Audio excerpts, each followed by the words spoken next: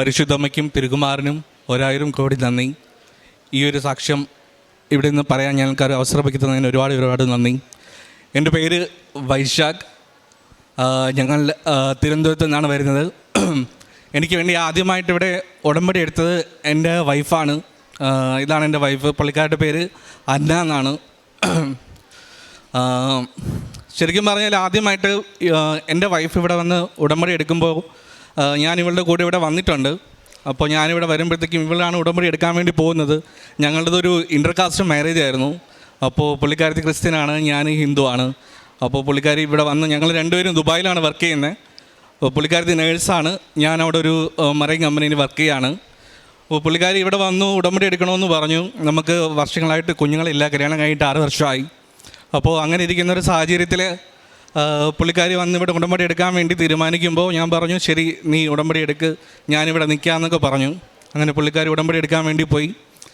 ഞാനിവിടെ ഇങ്ങനെ മാറി നിന്നിട്ട് ഞാനിവിടെ നിന്ന് ഇങ്ങനെ നോക്കുന്നുണ്ട്. ഇവിടെ ആൾക്കാർ വരുന്നത്, ആൾക്കാർ കയറി ഇറങ്ങുന്നത്, ഓരോ ആൾക്കാരും ഓരോരോ സാക്ഷ്യം പറയുന്നത്. പക്ഷേ ഞാനിതിനെല്ലാം വലിയൊരു മുമ്പ് തന്നെ കൃപാസനത്തിൻ്റെ ട്രോൾ വീഡിയോസൊക്കെ കണ്ടിട്ടുള്ളതുകൊണ്ട് എനിക്ക് വിശ്വാസം എന്ന് പറയുന്നതേ ഇല്ലായിരുന്നു. ഞാൻ ഒന്നിനും ശ്രദ്ധിക്കുന്നില്ലായിരുന്നു. ഞാൻ ആലോചിക്കുന്നതെന്ന് പറഞ്ഞാൽ ഇവിടെ എത്രത്തോളം ആൾക്കാർ വരുന്നു, എത്രത്തോളം വരുമാനം വരുന്നു, ഇങ്ങനെയൊക്കെയാണ് ഞാൻ ചിന്തിച്ചുകൊണ്ടിരുന്നത്. വളരെ നെഗറ്റീവായിട്ടുള്ള കാര്യങ്ങളായിരുന്നു എൻ്റെ മനസ്സിൽ അന്ന് പൊയ്ക്കൊണ്ടിരുന്നത്. അപ്പോൾ അങ്ങനെ ഞാനിവിടെ വന്നു. തിരിച്ച് പുള്ളിക്കാരി വന്ന് ഉടമ്പടി എടുത്ത് കഴിഞ്ഞു എന്ന് പറഞ്ഞു. ഞാൻ പറഞ്ഞു ഓക്കെ ശരി നമുക്ക് പോകാമോ എന്ന് ചോദിച്ചു. പോകാമെന്ന് പറഞ്ഞു. നമ്മൾ തിരിച്ചു പോയി ഞങ്ങൾ ദുബായിക്ക് പോയി. നമുക്ക് വളരെ ശരിക്കും നമ്മൾ അന്ന് നാട്ടിൽ വന്നതെന്ന് പറഞ്ഞാൽ ഞാൻ ദുബായിൽ നിന്ന് ഞങ്ങളൊരു ലോൺ എടുത്തിട്ടുണ്ടായിരുന്നു. ആ ലോണിൽ ഒരു വീട് വച്ചിട്ടുണ്ടായിരുന്നു, കുറച്ച് സ്ഥലം വാങ്ങിച്ചിട്ടുണ്ടായിരുന്നു. ദൈവമാണ് നിങ്ങൾക്ക് എല്ലാ കാര്യങ്ങളും നടത്തി തരുന്നതെന്നുള്ളത് മറന്നുകൊണ്ടാണ് ജീവിച്ചിരുന്നത് സത്യം പറഞ്ഞാൽ. പക്ഷേ ഇവിടെ വരുമ്പോൾ പോലും അങ്ങനെ ഒരു അനുഗ്രഹം എനിക്ക് ദൈവം ആ സമയത്ത് തന്നിട്ട് പോലും ഞാൻ നന്ദിയൊന്നും പറഞ്ഞിട്ടില്ല. ഞാൻ മിണ്ടാതെ ഇവിടുന്ന് ഒരു അനലൈസേഷനും ഒരു വാലിഡേഷനും ഒക്കെ ഇവിടെ നടത്തിയിട്ട് ഞാനങ്ങ് പോയി. തിരിച്ച് ദുബായി ചെന്ന് ഞാനങ്ങോട്ട് നമ്മുടെ നോർമൽ ജീവിതം അങ്ങനെ നയിച്ചുകൊണ്ടിരിക്കുമ്പോഴത്തേക്കും ഒരു ദിവസം ഇവളെന്നോട് പറഞ്ഞു, ഇവൾ നേഴ്സാണ്, ഇവളെന്നോട് പറഞ്ഞു എനിക്ക് നിൻ്റെ തൊണ്ടയിൽ ഒരു ചെറിയ മുഴ പോലെ തോന്നുന്നു എന്ന് പറഞ്ഞു. ഞാൻ പറഞ്ഞു മുഴയോ? പറഞ്ഞാൽ മുഴ പോലെ തോന്നുന്നു എന്ന് പറഞ്ഞു. അപ്പോൾ ആ സമയത്ത് ഞാൻ ഇതിനെക്കാട്ടിയും കുറച്ചും കൂടെ വണ്ണമുണ്ട്. അപ്പോൾ ഞാൻ എന്ത് ചെയ്തെന്ന് പറഞ്ഞാൽ ഞാൻ പറഞ്ഞത് വണ്ണത്തിൻ്റെ ആയിരിക്കുമെന്ന് പറഞ്ഞു. എങ്കിലും ഞാൻ സാധാരണ അവിടെ ഒരു ക്ലിനിക്കിൽ പോയി ചെക്ക് ചെയ്തു. ദുബായിൽ ഒരു മെഡിസിൻ ഫെസിലിറ്റി ഒന്നും ഒരിക്കലും നമുക്ക് പറയാൻ പറ്റത്തില്ല നമ്മുടെ നാട്ടിന് എത്ര അഡ്വാൻസ്ഡ് ആണെന്ന് ഞാൻ ഒരിക്കലും പറയില്ല. അപ്പോൾ ഞാനവിടെ ചെന്നപ്പോഴത്തേക്കും അവരും പറഞ്ഞു ഇത് വലിയ ഇതായിട്ട് തോന്നുന്നൊന്നുമില്ല, നിങ്ങൾ വെയിറ്റ് ഒബിസിറ്റി ആണ്, നിങ്ങൾക്ക് കൂടുതൽ വെയിറ്റ് ഉണ്ട്, നിങ്ങൾ വെയിറ്റ് കുറയ്ക്കാൻ നോക്കൂ എന്നൊക്കെ പറഞ്ഞ് എന്നെ അങ്ങ് വിട്ടു. അപ്പോൾ ഞാൻ വെയിറ്റ് കുറച്ച് കഴിഞ്ഞപ്പോഴത്തേനും പുള്ളിക്കാരത്തി വീണ്ടും എന്നെ ഒന്ന് നോക്കിയിട്ട് പറഞ്ഞില്ല എനിക്ക് എന്തോ ചെറിയൊരു സംശയം, ചെറിയ മുഴ പോലെ തോന്നുന്നു എന്ന് പറഞ്ഞു. ഞാൻ പറഞ്ഞു ശരി ഞാനൊരു കാര്യം ചെയ്യാം, ഞാൻ പോയി വേറൊരു നല്ലൊരു ഡോക്ടറെ കാണാമെന്ന് പറഞ്ഞു. ഞാൻ ഡോക്ടറെ പോയി കണ്ടപ്പോഴത്തേനും ഡോക്ടർ എന്നോട് പറഞ്ഞു ഒരു കാര്യം ചെയ്യാം, നമുക്ക് ഒരു FNAC ചെയ്യാമെന്ന് പറഞ്ഞു. അപ്പോൾ ഞാൻ പറഞ്ഞു FNAC ചെയ്യേണ്ട കാര്യമുണ്ടോ? അപ്പോൾ പറഞ്ഞു ചെയ്ത് നോക്കാമെന്ന് പറഞ്ഞു. ഓക്കെ ശരി എങ്കിൽ FNAC ചെയ്യാമെന്ന് പറഞ്ഞു. അങ്ങനെ FNAC ചെയ്യാൻ വേണ്ടി തീരുമാനിച്ചപ്പോഴത്തേനും പുള്ളിക്കാരൻ എന്നോട് പറഞ്ഞു, നേഴ്സായതുകൊണ്ട് തന്നെ അവളെന്നോട് പറഞ്ഞു നാട്ടിൽ ജസ്റ്റ് പോയി ചെയ്തേക്ക്, ഇവിടെ നിന്ന് ചെയ്യണ്ട, നാട്ടിൽ പോയി ചെയ്തേക്കാൻ പറഞ്ഞു. ഞാൻ പറഞ്ഞു നാട്ടിൽ പോകണോ? അവർ പറഞ്ഞു നാട്ടിൽ പോകാം. ഞാൻ പറഞ്ഞു നമുക്ക് ഇപ്പം വീട് വാങ്ങിച്ചേ ഉള്ളൂ, ഇപ്പം പെട്ടെന്ന് നാട്ടിലേക്ക് പോയി ചെയ്തിട്ട് വരാമെന്ന് പറഞ്ഞാൽ ജോലിയെ ബാധിക്കും, ലീവ് കഴിഞ്ഞ് എത്തിയതേ ഉള്ളൂ എന്നൊക്കെ പറഞ്ഞു. പുള്ളിക്കാരൻ പറഞ്ഞു ഇല്ല നീ ഒന്ന് നാട്ടിൽ പോയി ചെയ്തിട്ട് വാന്ന് പറഞ്ഞു. ഞാൻ പറഞ്ഞു ശരി എങ്കിൽ നാട്ടിൽ പോകാമെന്ന് പറഞ്ഞു. ഞാൻ പെട്ടെന്ന് ഇവിടെ വന്നു. ഇതൊക്കെ വിത്തിൻ സ്പാൻ ഓഫ് ടൈമാണ്, ചെറിയ സമയത്തിനിടയിൽ സംഭവിക്കുന്ന കാര്യങ്ങളാണ്. ഞാൻ നാട്ടിൽ വന്നു ചെക്ക് ചെയ്തപ്പോഴത്തേനും അവർ പറഞ്ഞു എമർജൻസി ആയിട്ട് സർജറി ചെയ്യണമെന്ന് പറഞ്ഞു. തൈറോയ്ഡ് ഗ്ലാൻഡിൻ്റെ മുകളിലാണ് മുഴയുള്ളത്, അപ്പോൾ എമർജൻസി ആയിട്ട് സർജറി ചെയ്യണമെന്ന് പറഞ്ഞു. അപ്പോൾ ഞാൻ ആദ്യം വലിയ കാര്യമായിട്ട് എടുത്തില്ല. ഞാൻ പറഞ്ഞു നമുക്ക് വേറെ ഡോക്ടറെ കൂടെ കാണാമെന്ന് പറഞ്ഞു. ഞാൻ വേറെ ഡോക്ടറെ പോയി കണ്ടപ്പോൾ ഡോക്ടർ പറഞ്ഞു ഇല്ല സർജറി ചെയ്തേ പറ്റുള്ളൂ. അൾട്രാസൗണ്ട് ചെയ്തപ്പോഴത്തേക്കും തൈറോയ്ഡ് ഗ്ലാൻഡിൻ്റെ മുകളിലൊക്കെ നോഡ്യൂൾസ് ഉണ്ട്, ബെറ്റർ നമുക്കത് മൊത്തത്തിൽ അങ്ങ് എടുത്ത് മാറ്റി വയ്ക്കാം, പിന്നെ വേറെ എന്തെങ്കിലും പ്രശ്നം ഉണ്ടെങ്കിൽ നമുക്ക് അന്നേരം നോക്കാമെന്ന് പറഞ്ഞു. അപ്പോൾ അങ്ങനെ ഇത് സർജറി ചെയ്യാൻ വേണ്ടി എല്ലാം തീരുമാനിച്ചു. കാരണം അപ്പോഴും ഞാൻ ആലോചിക്കുന്നതെന്ന് പറഞ്ഞാൽ ഫിനാൻഷ്യലി ഭയങ്കരമായിട്ട് ടൈറ്റായിട്ട് പൊയ്ക്കൊണ്ടിരിക്കുന്ന ഒരു സിറ്റുവേഷനാണ്. ലോണുണ്ട്, ലീവ് എടുത്തു കഴിഞ്ഞാൽ സാലറി കിട്ടത്തില്ല, ഇങ്ങനെയൊക്കെയുള്ള കാര്യങ്ങൾ ഞാനിങ്ങനെ ആലോചിച്ചുകൊണ്ടിരിക്കുകയാണ്. അപ്പോൾ സർജറി ചെയ്യാൻ വേണ്ടി തീരുമാനിച്ചു, ഉറപ്പിച്ചു ഓക്കെ സർജറി ചെയ്തു. തൈറോയ്ഡ് ഗ്ലാൻഡ് റിമൂവ് ചെയ്തിട്ട് സാമ്പിൾ അയച്ചു കഴിഞ്ഞപ്പോഴത്തേനും അവിടെ നിന്ന് ബയോപ്സി റിപ്പോർട്ട് വന്നു, ക്യാൻസറൽ സെൽസ് ഉണ്ടെന്ന്. അതായത് തൈറോയ്ഡ് ക്യാൻസർ ആണെന്ന് പറഞ്ഞു. അപ്പോൾ ഡൗണായി, മൊത്തത്തിൽ ഡൗണായി. എന്ത് ചെയ്യണമെന്ന് അറിയത്തില്ല, ഒരു രക്ഷയില്ല. എന്താണ് അവസ്ഥ എന്ന് പറഞ്ഞാൽ പുള്ളിക്കാരി എൻ്റെ കൂടെ ഇല്ല, പുള്ളിക്കാരി അങ്ങാണ്, ദുബായിലാണ്. ഞാൻ മാത്രമാണ് വന്ന് ചെയ്തത്. അപ്പോൾ ഇവിടെ വന്ന് ചെയ്തപ്പോഴത്തേക്കും എനിക്ക് ഏതാണ്ട് സർജറിയും റെസ്റ്റും ബയോപ്സി റിപ്പോർട്ട് വരാനും എല്ലാം കൂടി ചേർത്തൊരു 1.5-2 മാസത്തോളം സമയമെടുത്തു. അപ്പോൾ ഞാനങ്ങനെ വെയിറ്റ് ചെയ്ത് നിൽക്കുമ്പോൾ, എന്ത് ചെയ്യണമെന്ന് അറിഞ്ഞൂടാ നിൽക്കുമ്പോൾ, എൻ്റെ വീട്ടിലൊരു സാഹചര്യം എന്ന് പറഞ്ഞാൽ എൻ്റെ അച്ഛൻ ആൻജിയോപ്ലാസ്റ്റി കഴിഞ്ഞ് ഹാർട്ട് പേഷ്യൻ്റാണ്. അമ്മയെന്ന് പറഞ്ഞാൽ ഇമോഷണലി ഭയങ്കര വീക്കായിട്ടുള്ള ഒരാളാണ്. അനിയനെന്ന് പറഞ്ഞാൽ സംസാരിക്കില്ല. പുതിയ വീടുണ്ട്, ലോണുണ്ട്, ബാധ്യതകൾ നിറഞ്ഞു നിൽക്കുന്നു. എനിക്കറിയത്തില്ല എന്ത് ചെയ്യണമെന്ന്. ഇവളോട് പറയാനും വയ്യ, ഇവളവിടെ നിൽക്കുകയല്ലേ, എന്ത് ചെയ്യണമെന്ന് ഇങ്ങനെ സ്റ്റക്കായിട്ട് നിൽക്കുകയാണ്. അങ്ങനെ നിൽക്കുമ്പോഴാണ് അപ്പോഴും മുന്നേ എനിക്ക് നല്ലൊരു ജോലി കിട്ടുന്ന ആ ഒരു സമയം വരെയൊക്കെ ഞാൻ അത്യാവശ്യം ബൈബിൾ വായിക്കുമായിരുന്നു. ഞാൻ ദൈവത്തോട് അത്യാവശ്യം നന്ദി കാണിക്കുന്നൊരു വ്യക്തിയായിരുന്നു. മനുഷ്യൻ്റെ അഹങ്കാരം തന്നെയാണ് എനിക്കത് കുറച്ച് കൂടുതലുമായിരുന്നു. ആ സമയത്ത് ഒരു കുഴപ്പമില്ലാത്ത ജോലി ഉണ്ട് എന്നുള്ളൊരു അഹങ്കാരം തന്നെയാണ്, ഞാനത് അംഗീകരിക്കും നിന്നും. ആ ഒരു സാഹചര്യത്തിൽ ഞാൻ ബൈബിൾ വീണ്ടും തുറക്കുമ്പം എനിക്ക് കിട്ടുന്ന വചനം എന്ന് പറഞ്ഞാൽ, അപ്പന് മക്കളോട് കരുണ തോന്നുന്ന പോലെ യഹോവയ്ക്ക് നിന്നോട് കരുണ തോന്നുന്നു. അപ്പോൾ ഞാൻ വീണ്ടും പഴയതുപോലായി. സത്യം പറയാലോ, ഞാൻ പഴയതുപോലായി. ഞാൻ ഇവിടുത്തെ കാര്യം പറഞ്ഞു തുടങ്ങി. ഇവൾക്ക് ഫുൾ ഡെസ്പായി. ഇവളവിടെ ഒരുമാതിരി ഡിപ്രഷൻ പോലെ ആയി. ഇവളവിടെ, ഞാനിവിടെ, എനിക്ക് എന്ത് പറയണമെന്നറിയത്തില്ല. പുള്ളിക്കാരുടെ വീട്ടിലാണെങ്കിലും അച്ഛനമ്മയും എല്ലാവരും ഏജായിട്ടുള്ള ആൾക്കാരാണ്. പുള്ളിക്കാരുടെ ചേച്ചിയുണ്ട്, പുള്ളിക്കാരുടെ ചേച്ചി പക്ഷേ ഇവിടെ അല്ല, അവരെല്ലാവരും UK-നാണ്. അപ്പം എനിക്ക് അപ്പുറത്തെ സൈഡിലും ഫാദർ ഇൻ ലോയുടെ അടുത്തും മദർ ഇൻ ലോയുടെ അടുത്തും അങ്ങനെയൊന്നും ആരുടെ അടുത്തൊന്നും പറയാൻ പറ്റത്തില്ല. എൻ്റെ അനിയൻ്റെ അടുത്ത് പോലും എനിക്ക് കൂടുതൽ ഡിസ്കസ് ചെയ്യാൻ പറ്റത്തില്ല, കാരണം അവനും സംസാരശേഷി ഇല്ലാത്ത ഒരാളാണ്. മൊത്തത്തിൽ ജീവിതം സ്റ്റക്കാണ്. ആ ഒരു സാഹചര്യത്തിലാണ് ഡോക്ടർ പറയുന്നത്, നമുക്ക് ട്രീറ്റ്മെൻറ്റ് സ്റ്റാർട്ട് ചെയ്യണം. ട്രീറ്റ്മെൻറ്റ് സ്റ്റാർട്ട് ചെയ്യാൻ വേണ്ടി ഇത്രയൊക്കെ വെച്ച് കാശാവും, ഇത്രയൊക്കെയാണ് ഇതിൻ്റെ എമൗണ്ട് ആവാൻ പോകുന്നതെന്ന് പറഞ്ഞു. അപ്പോൾ ഞാൻ എപ്പോഴും ഒരു ബാക്കപ്പ് കൺസിഡർ ചെയ്ത് പോകുന്നതാണ്. ഒരു എമർജൻസി ആയിട്ട് ഒരു ഇതേപോലൊരു മെഡിക്കൽ ആവശ്യം വന്നു കഴിഞ്ഞാൽ എന്ത് ചെയ്യും. അപ്പോൾ കാരണം നമ്മുടേത് ഒരു ഇൻ്റർകാസ്റ്റ് മാരേജ് ആയതുകൊണ്ട് തന്നെ പുള്ളിക്കാരുടെ ഫാമിലി എല്ലാവരും ഞങ്ങളുമായിട്ട് നല്ല സഹകരണത്തിലാണിപ്പോൾ. ആണെങ്കിൽ കൂടെ തന്നെ നാളെ ഒരു സാഹചര്യത്തിൽ എന്നെ ആരെങ്കിലും സപ്പോർട്ട് ചെയ്തില്ലെങ്കിൽ പുള്ളിക്കാരി ഒറ്റയ്ക്കായി പോയി ഞാൻ എന്ത് ചെയ്യും. അപ്പോൾ ഞാൻ എപ്പോഴും നമ്മുടെ കല്യാണം കഴിഞ്ഞ സമയം മുതൽ തന്നെ ഞാൻ ഇങ്ങനെയുള്ള കാര്യങ്ങൾക്ക് വേണ്ടി ഒരു ഇൻഷുറൻസ് എടുത്തിട്ടുണ്ടായിരുന്നു. അപ്പോൾ ഞാൻ അതിലൊന്ന് സ്റ്റിക്ക് ഓൺ ചെയ്ത് നിന്ന് ഓക്കെ ഇത് വെച്ച് കുഴപ്പമില്ല, ഇതിലെല്ലാം കാര്യങ്ങൾ നടക്കും. അപ്പോൾ എൻ്റെ കയ്യിൽ അന്ന് എനിക്ക് തോന്നുന്നതെന്ന് പറഞ്ഞാൽ ഒരു 1.5 ലക്ഷം രൂപയുടെ കാണും മാക്സിമം. പക്ഷേ ട്രീറ്റ്മെൻറ്റിന് കൂടുതൽ കാശാവും. അവസാനം ഞാൻ കടമൊക്കെ വാങ്ങിച്ചു, അവിടെ ഇവിടെ നിന്നൊക്കെ പൈസയൊക്കെ വാങ്ങിച്ചു. ട്രീറ്റ്മെൻറ്റ് സ്റ്റാർട്ട് ചെയ്തു. ഞാൻ ഐസൊലേഷൻ പോയി.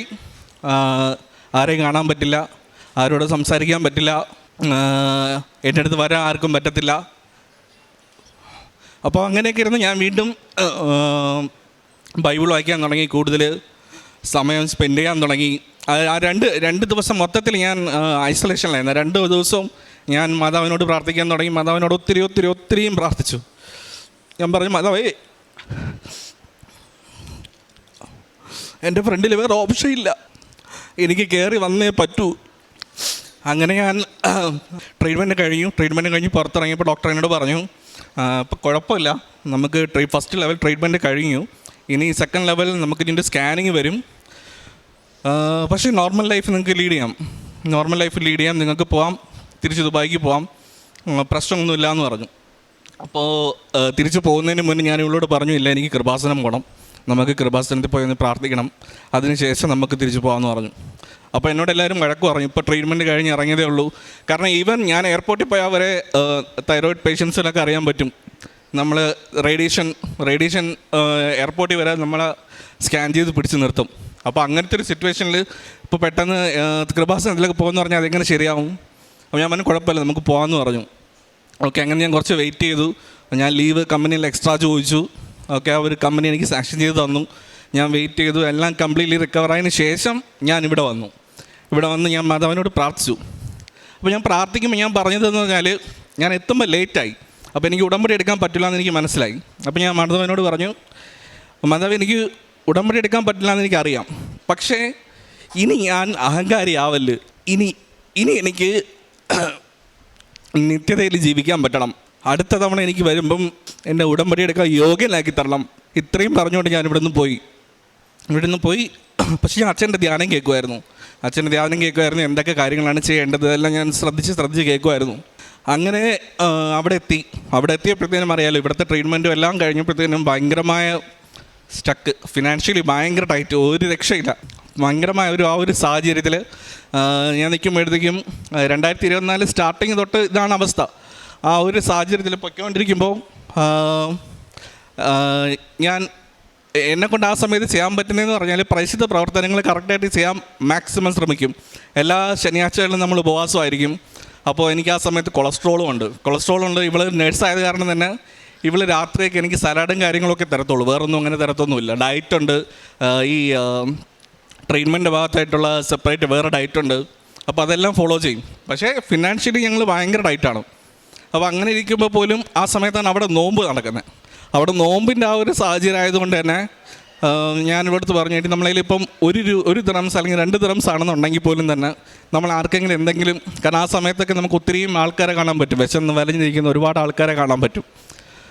അപ്പോൾ നമുക്ക് അങ്ങനെയുള്ളവരെ നമുക്ക് സഹായിക്കണം എന്നൊക്കെ ഞാൻ പറഞ്ഞു. ഇവൾ എൻ്റെ കൂടെ തന്നെ നിൽക്കുമായിരുന്നു. അങ്ങനെ ഞാൻ അങ്ങനെ ആ ഒരു സാഹചര്യത്തിൽ തന്നെ ഒരു ദിവസം ഇതുപോലെ ഞാൻ ഡ്യൂട്ടി കഴിഞ്ഞ് വരുമ്പോഴത്തേനും വളരെ ക്ഷീണിച്ച് അവശനായി നിൽക്കുന്ന ഒരാൾ എന്നോട് വന്നിങ്ങനെ ചോദിച്ചു, എനിക്ക് ഭക്ഷണം വാങ്ങിച്ചു തരാമോ എന്ന് എന്നോട് ഇങ്ങനെ ചോദിച്ചു. അപ്പോൾ ഞാൻ നോക്കുമ്പോഴത്തേക്ക് എൻ്റെ 10 ദിറംസേ ഉള്ളൂ, ആകെ 10 ദിറംസേ ഉള്ളൂ. അപ്പോൾ ഞാൻ ഇവളെ വിളിച്ച് ചോദിച്ചു, എടി നമുക്ക് രാത്രി കഴിക്കാനുണ്ട്. അപ്പോൾ ഇവൾ എന്നോട് പറഞ്ഞു, നീ ഡയറ്റല്ലേ, അപ്പോൾ സലാഡാണെങ്കിൽ നിനക്ക് ഓക്കെ, എനിക്ക് എന്തെങ്കിലും ലൈറ്റായിട്ട് കാണും, അത് കുഴപ്പമില്ല എന്ന് പറഞ്ഞു. അപ്പോൾ ഞാൻ പറഞ്ഞു ഓക്കെ ശരി, ഞാൻ പുള്ളിക്ക് ഒരു ഭക്ഷണം വാങ്ങിക്കുകയാണെന്ന് പറഞ്ഞു. പുള്ളിക്ക് ഞാൻ 10 ദിറംസിൻ്റെ ഭക്ഷണം വാങ്ങിച്ചു കൊടുത്തു. പുള്ളി പോയി, ഞാൻ തിരിച്ച് വീട്ടിൽ പോയി. പക്ഷേ ആ പുള്ളി ഭയങ്കരമായിട്ട് സന്തോഷിച്ചു, എന്നെ തലയൊക്കെ വെച്ച് അനുഗ്രഹിക്കുകയൊക്കെ ചെയ്തു. ഓക്കെ എന്നൊക്കെ പറഞ്ഞു. ഞാൻ തിരിച്ച് വീടെത്തി. നമ്മൾ വൈകുന്നേരം സായന പ്രാർത്ഥിച്ചുകൊണ്ടിരിക്കുമ്പോഴത്തേക്കും ഞാൻ മാതാവിനോട് പറഞ്ഞു, മാതാവേ എനിക്ക് ഇന്നിങ്ങനൊരു സഹായം ചെയ്യാൻ പറ്റി, ഒത്തിരി സന്തോഷമുണ്ട്. കൂടുതലും സന്തോഷം എന്ന് പറഞ്ഞാൽ പുള്ളി എൻ്റെ തലയ്ക്ക് വെച്ച് എന്നെ അനുഗ്രഹിച്ച്, അതിലെനിക്ക് ഒത്തിരി സന്തോഷം എന്ന് പറഞ്ഞ് ഞാൻ ഇവളെടുത്ത് ആ കാര്യമൊക്കെ പറഞ്ഞു. അങ്ങനെ ഞങ്ങൾ കിടക്കാൻ വേണ്ടി ഇരിക്കുമ്പോഴത്തേനും എന്നെ ഓഫീസിൽ നിന്ന് തന്നെ വിളിക്കുകയാണ്. അപ്പോൾ എന്നെ ഓഫീസിൽ നിന്ന് തന്നെ വിളിച്ചിട്ട് എന്നോട് ചോദിച്ചു, വൈശാഖേ ഇൻഷുറൻസ് അപ്രൂവ് ആയില്ലേ എന്ന് ചോദിച്ചു. ഞാൻ പറഞ്ഞു ഇല്ല സാർ, ഇൻഷുറൻസ് അപ്രൂവ് ആയില്ല, ഇൻഷുറൻസ് ഇങ്ങനെ ചെറിയൊരു ഇഷ്യൂ പറഞ്ഞു, അവർക്ക് പറ്റത്തില്ല എന്ന് പറഞ്ഞു, ചെയ്യാൻ പറ്റത്തില്ല, ഔട്ട്സൈഡ് UAE ആണ് ചെയ്തുകൊണ്ട് അവർക്ക് അപ്രൂവ് ആവത്തില്ല എന്ന് പറഞ്ഞു. ഓക്കെ ശരി, ഞാനൊരു 10,000 ദിറംസ് എൻ്റെ അക്കൗണ്ട് ഇട്ടിട്ടുണ്ടെന്ന് പറഞ്ഞു. ഞാൻ 10 ദിറംസ് കൊടുത്തപ്പോൾ മാതാവ് എനിക്ക് 10,000 ദിറംസ് തന്നു. അങ്ങനെ അവിടെ നിന്ന് തുടങ്ങിയ മാതാവിൻ്റെ അനുഗ്രഹമാണ്. എനിക്ക് ലോൺ ഉണ്ടായിരുന്നു, അവിടെ നിന്ന് തുടങ്ങിയാണ് എൻ്റെ ലോണ് മാതാവ് തീർത്ത് തന്നു. എനിക്ക് നാട്ടിലോട്ട് ഫർദർ ട്രീറ്റ്മെൻറ്റിന് വരണമായിരുന്നു. ഫർദർ ട്രീറ്റ്മെൻറ്റ് നാട്ടിലോട്ട് ഞാൻ അവിടെ നിന്ന് സ്റ്റാർട്ട് ചെയ്യുന്നതിന് മുന്നേ ഞാനിങ്ങനെ ആലോചിക്കുകയാണ്, ഞാൻ ഇവിടെ വന്നു കഴിഞ്ഞാൽ കൂടുതൽ ട്രീറ്റ്മെൻറ്റ് ഞാൻ പോയി കഴിഞ്ഞാൽ എനിക്ക് കൂടുതൽ കാശ് വേണ്ടി വരും, അങ്ങനെയാണെങ്കിൽ ഞാൻ ഇവിടെ കുറച്ച് നാൾ എക്സ്ട്രാ നിൽക്കേണ്ടി വരും. അപ്പോൾ ഞാൻ എന്ത് ചെയ്യുന്നൊക്കെ ആലോചിച്ചു. അങ്ങനെ ഞാൻ സ്റ്റക്കായിട്ട് നിൽക്കുമ്പോഴത്തേക്കും ഇൻഷുറൻസ് കമ്പനി തന്നെ വിളിക്കുകയാണ്, നിങ്ങളുടെ ഇൻഷുറൻസിൻ്റെ എമൗണ്ട് അപ്രൂവ് ആയിട്ടുണ്ട്, നിങ്ങൾക്ക് ഫർദർ ട്രീറ്റ്മെൻറ്റ് ഞങ്ങൾ നിങ്ങളെ സപ്പോർട്ട് ചെയ്തോളാം. അപ്പോൾ തന്നെ എൻ്റെ ലോൺ എമൗണ്ടിൻ്റെ നല്ലൊരു ഭൂരിഭാഗം എമൗണ്ടും ഇൻഷുറൻസ് കമ്പനി ക്ലോസ് ചെയ്തു, മൊത്തത്തിൽ ക്ലോസ് ചെയ്തു. അതൊരു വലിയ അനുഗ്രഹം, മാതാവിൻ്റെ വലിയ അനുഗ്രഹം. അത് കഴിഞ്ഞു ട്രീറ്റ്മെൻറ്റിന് വേണ്ടി ഞാനിവിടെ വന്നു. ഇവിടെ വന്നപ്പോഴത്തേക്കും ഞാൻ പറഞ്ഞു നമുക്ക് 6 മാസം കഴിഞ്ഞപ്പോഴത്തേക്കും സ്കാനിങ് ആണ്, ഫസ്റ്റ് സ്കാനിങ് ആണ്. അപ്പോൾ ഞാൻ വൈഫിനോട് പറഞ്ഞു, നമ്മൾ കറക്റ്റായിട്ട് എല്ലാ കാര്യങ്ങളും ചെയ്യുന്നുണ്ട്, നമുക്ക് കൃപാസനം വരെ പോവാം. അപ്പം ഇവൾ പറഞ്ഞു ലേറ്റ് ആവില്ലേ, നമ്മളിപ്പോൾ അവിടെ പോകുമ്പോൾ ലേറ്റ് ആവില്ലേ, കൃപാസനത്തിൽ പോയി ലേറ്റായി നീ ഉടമ്പടി എടുക്കാൻ പറ്റിയില്ല എന്നുണ്ടെങ്കിൽ നീ പിന്നെ അതൊരു വിഷമമായിട്ട് നീ കൊണ്ടു നടക്കും. ഞാൻ പറഞ്ഞില്ല, മാതാവിനോട് നമ്മൾ പ്രാർത്ഥിക്കുന്ന അങ്ങനെയാണ്, എനിക്ക് നിത്യതയിൽ ജീവിക്കാൻ പറ്റണം, അടുത്ത പ്രാവശ്യം എന്നെ ഉടമ്പടി എടുക്കാൻ യോഗ്യരാക്കണം, എനിക്ക് ഇവിടെ വരുമ്പോൾ ഉടമ്പടി എടുക്കാൻ പറ്റണം, ഇതാണ് എൻ്റെ ആഗ്രഹം. അപ്പം നമുക്ക് നോക്കാം എന്ന് പറഞ്ഞു. ഓക്കെ, അങ്ങനെ നമ്മളിവിടെ വന്നു. അന്ന് എനിക്ക് ഉടമ്പടി എടുക്കാൻ പറ്റി. എൻ്റെ തൊട്ട് 2 ദിവസം കഴിഞ്ഞപ്പോഴത്തേക്കും എൻ്റെ സ്കാനിങ് ആണ്, അത് റിപ്പോർട്ട് വരണം. അപ്പോൾ ഞാൻ ഉടമ്പടി എടുത്തു, ഡേറ്റ് ഇട്ടു, 30-ാം തീയതി, ഓഗസ്റ്റ് 30-ാം തീയതിയാണ് ഡേറ്റ് ഇട്ട്. ഞാൻ ഇവിടെ ഡേറ്റ് ഇട്ട് പ്രാർത്ഥിച്ചു, ഉടമ്പടി നിയോഗമാക്കി വെച്ചു. എല്ലാം കഴിഞ്ഞു, സ്കാനിങ്ങിന് പോയി. സ്കാനിങ് കഴിഞ്ഞു, റിപ്പോർട്ട് വന്നു നെഗറ്റീവ്. റിപ്പോർട്ട് നെഗറ്റീവാ, ക്യാൻസർ ഇല്ല. ഒത്തിരിയും നന്ദി മാതാവിന്, ഒത്തിരിയും നന്ദി. എനിക്ക് പറയാൻ പറ്റുന്നില്ല. ഇങ്ങനെ താങ്ങി നിർത്തുമ്പോൾ എനിക്ക് നന്ദിയില്ല, നന്ദി എന്നല്ല, എനിക്ക് വേറെ ഒന്നും പറയാനില്ല. ആരും ഇത്രയും സ്വന്തം കുഞ്ഞുങ്ങളെപ്പോലെ കൊണ്ട് നടക്കുമെന്ന് വെച്ച് കഴിഞ്ഞാൽ മാതാവ് കൊണ്ട് നടക്കും. അതൊരു സത്യമാണ്, ഞാൻ അനുഭവിച്ചതാണ്. ഇന്ന് എൻ്റെ ഭാര്യ വീണ്ടും ഉടമ്പടി പുതുക്കി. അപ്പോഴേക്ക് ഞാൻ അവളോട് ഒന്നേ പറഞ്ഞോളൂ, നീ ഉടമ്പടി പുതുക്കുമ്പോൾ നീ വെക്കേണ്ട ഒരേ ഒരു കാര്യമുള്ളൂ, മരണം വരെയും നമുക്ക് ഉടമ്പടിയിൽ ജീവിക്കാൻ പറ്റണം, അത് മാത്രം നീ വയ്ക്കണം. ബാക്കിയൊക്കെ നിൻ്റെ ഇഷ്ടമുള്ള നിയമങ്ങൾ നിനക്ക് വയ്ക്കാം. ഇത് ഞാൻ അവളോട് പറഞ്ഞു. അവളത് വയ്ക്കുകയും ചെയ്തു. തുടർന്ന് നമുക്കങ്ങനെ പോകാൻ പറ്റുമെന്ന് വിശ്വസിക്കുന്നു. മാതാവ് ഞങ്ങളെ തുടർന്നും അനുഗ്രഹിക്കുമെന്ന് നമ്മൾ പ്രതീക്ഷിക്കുന്നു. ഇവൾ കുറച്ച് ഷൈ ആണ്, അതുകൊണ്ടാണ് ഇവളിങ്ങനെ സംസാരിക്കാൻ നിൽക്കുന്നത്. അതുകൊണ്ടാണ് അവൾക്കും കൂടെ വേണ്ടി ഞാൻ ഈ പറയുന്നത്. നന്ദി. സ്നേഹം നിറഞ്ഞവരെ, വൈശാഖ് എന്ന സഹോദരനും ഭാര്യയുമാണ് നമ്മളോട് തൻ്റെ ഉടമ്പടി ജീവിത സാക്ഷ്യം പങ്കുവയ്ക്കുന്നത്. കൃപാസനത്തിലേക്ക് കടന്നു വരുന്ന ഒരു വ്യക്തിക്ക് ഈശോയുടെ ജീവിതത്തിലെ പീഡാസഹനത്തിൻ്റെയും കുരിശുമരണത്തിൻ്റെയും ഉത്ഥാനത്തിൻ്റെയും ദൈവരഹസ്യങ്ങളെ ധ്യാനിക്കുവാനായിട്ട് സാധിക്കും എന്നുള്ളതാണ്. നമ്മളൊരു സൈഡിലേക്ക് നോക്കുകയാണെങ്കിൽ ഉടമ്പടി എടുക്കുവാനായിട്ട് ജീവിത പ്രശ്നങ്ങളുമായിട്ട് നൊമ്പരങ്ങളുമായിട്ട് കടന്നു വരുന്ന ഒത്തിരിയേറെ വ്യക്തികളെ കാണുവാനായിട്ട് സാധിക്കും. വേറൊരു വശത്തേക്ക് നോക്കുമ്പോൾ ജീവിതത്തിൻ്റെ ഇനി എന്ത് എന്ന ചോദ്യത്തിന് മുൻപിൽ ജോസഫ് അച്ഛൻ്റെ അടുത്ത് വന്ന് പരിശുദ്ധ അമ്മയോട് മധ്യസ്ഥം പ്രാർത്ഥിച്ച് അനുഗ്രഹം സ്വീകരിച്ച് കടന്നു പോകുന്ന വേറെ വ്യക്തികളെ കാണുവാനായിട്ട് സാധിക്കും. അതിനുശേഷം പ്രത്യക്ഷീകരണത്തിൻ്റെ അൾത്താരയിലേക്ക് നോക്കുകയാണെങ്കിൽ ഇവിടെ ഒത്തിരി പേര് തങ്ങളുടെ ജീവിതത്തിൽ ഉടമ്പടി വഴിയായി പരിശുദ്ധ അമ്മയിൽ നിന്ന് സ്വീകരിച്ച അനുഗ്രഹങ്ങൾക്ക് നന്ദി സൂചകമായിട്ട് ജീവിതം മുഴുവൻ പ്രത്യക്ഷീകരണത്തിൻ്റെ സാക്ഷികളാക്കണമെന്ന പ്രാർത്ഥനയോടുകൂടി അൾത്താരയിൽ വന്ന് സാക്ഷ്യം പറയുന്നവരെ നമുക്ക് കാണുവാനായിട്ട് സാധിക്കും. ഈശോയുടെ പീഡാസഹനത്തിൻ്റെയും കുരിശുമരണത്തിൻ്റെയും ഉത്ഥാനത്തിൻ്റെയും ഈ ദിവ്യരഹസ്യങ്ങളിലൂടെ കടന്നു പോകുന്ന ഒരു പ്രാർത്ഥനാ കേന്ദ്രമാണ് കൃപാസനം എന്ന് പറയുന്നത്. അതുകൊണ്ട് തന്നെ ഉടമ്പടി പ്രാർത്ഥനയിൽ ഉടമ്പടി എടുക്കുന്ന ഒരു വ്യക്തിക്ക് പരിശുദ്ധ അമ്മയുടെ വലിയ സംരക്ഷണവും പരിശുദ്ധ അമ്മയുടെ വലിയ കരുതലും മാതൃസഹജമായിട്ടുള്ള വാത്സല്യവും ലഭിക്കും എന്നുള്ളതും ഈ സാക്ഷ്യത്തിൽ നമുക്ക് കാണുവാനായിട്ട് സാധിക്കുന്നതാണ്. ഈ സഹോദരൻ നമ്മളോട് പറഞ്ഞു, ഹൈന്ദവ ബാക്ക്ഗ്രൗണ്ടുള്ള ഒരു സഹോദരൻ. ഈ സഹോദരൻ പറയുകയാണ്, നിത്യതയോളം എന്നെ ഉടമ്പടി കൊണ്ടുപോകുവാനായിട്ട് ഉടമ്പടി ജീവിതത്തിലൂടെ ജീവിച്ചു പോകുമ്പോൾ എനിക്കത് വലിയ കാര്യമാകുന്നു, അല്ലെങ്കിൽ ജീവിതകാലം മുഴുവൻ ഉടമ്പടിയിൽ നിൽക്കണം, ദൈവത്തോടൊപ്പം നിത്യതയിലായിരിക്കണം എന്നുള്ള വലിയ ബോധ്യത്തിലേക്ക് എനിക്ക് കടന്നു വരുവാനായിട്ട് സാധിച്ചു എന്ന് പറയുമ്പോൾ ഉടമ്പടി എത്രത്തോളം ആഴമായിട്ട് ഒരു വ്യക്തിയെ സ്പർശിക്കുന്നു എന്നുള്ളതും ശ്രദ്ധേയമായിട്ടുള്ള കാര്യമാണ്. ഈ കുടുംബത്തോട് ചേർന്ന് നിന്നുകൊണ്ട് ഇവരുടെ കുടുംബത്തിൽ പരിശുദ്ധ അമ്മ ചൊരിഞ്ഞ എല്ലാ അനുഗ്രഹങ്ങൾക്കും കൃപകൾക്കും നമുക്ക് നന്ദി പറയാം. ഇനിയുള്ള ജീവിതകാലം കൂടുതൽ അനുഗ്രഹത്തോടുകൂടി പരിശുദ്ധ അമ്മയുടെ മാതൃസഹജമായിട്ടുള്ള വാത്സല്യത്തോടുകൂടി ഈ ഭൂമിയിൽ ജീവിക്കുവാനായിട്ട് സർവശക്തനായ ദൈവം ഇവരെ അനുഗ്രഹിക്കട്ടെ എന്ന് പ്രാർത്ഥിക്കുകയും ഇരു കരങ്ങളും അടിച്ച് ദൈവനാമത്തെ മഹത്വപ്പെടുത്തുകയും ചെയ്യാം. അത്യപൂർവ ദൈവാനുഭവങ്ങൾ ഇനി നിങ്ങൾക്കും സ്വന്തം. ഈ യൂട്യൂബ് ചാനൽ ഇതുവരെ സബ്സ്ക്രൈബ് ചെയ്തിട്ടില്ലെങ്കിൽ ഇപ്പോൾ തന്നെ സബ്സ്ക്രൈബ് ചെയ്യുക. ഈ വീഡിയോ ഇപ്പോൾ തന്നെ നിങ്ങളുടെ സുഹൃത്തുക്കൾക്ക് ഷെയർ ചെയ്തുകൊണ്ട് കർത്താവിൻ്റെ പ്രേക്ഷിതരാകുക.